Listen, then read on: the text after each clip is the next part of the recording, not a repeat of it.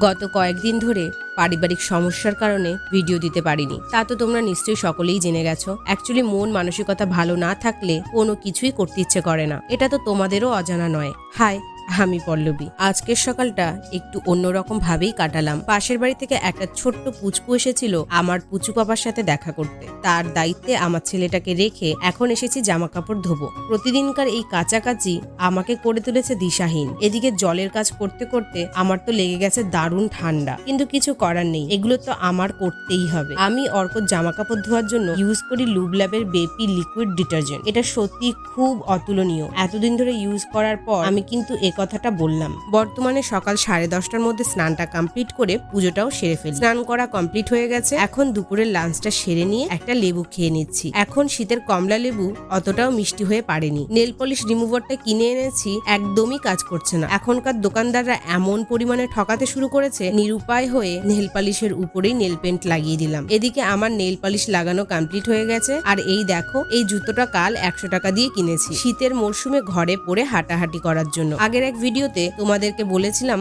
আমি কিছু সবজির বীজ ফেলেছি। এখন সেই সবজির গাছগুলো বেশ মাথাচাড়া দিয়ে উঠেছে, তবে রান্না করে খাবার মতো অতটা বড় হয়ে পারেনি। অ্যাকচুয়ালি সিজন অনুযায়ী আমি একটু লেটেই বীজগুলো ছড়িয়েছি, যার জন্য এখনো ফল পাচ্ছি না। এদিকে পালং শাকটা স্যালাড হিসেবে একটু টেস্ট করে দেখছিলাম সার ছাড়া সবজির টেস্ট কেমন হয়। তবে সত্যি কথা বলতে অতটাও বাজে লাগছে না, বেশ তাজা আর সুস্বাদুই মনে হচ্ছে। রান্না করলে কিন্তু খাবারটা দারুণ জমবে। তোমরা এই শীতে বাড়িতে কোনো সবজির চাষ করেছো কিনা আমাকে অবশ্যই কমেন্টে জানিও। এদিকে হাজবেন্ড এখনো পার্সেলের কাজগুলো কমপ্লিট করে উঠতে পারেনি। আমি এসে তার হাতে হাতে একটু কাজ করে দিচ্ছিলাম। ওই পার্সেল এগিয়ে দেওয়া ছাড়া আমার আর কি কাজ। কষ্টের কাজ তো বহুদিন আগেই ছেড়ে দিয়েছি। আচ্ছা, আজ তবে আসি।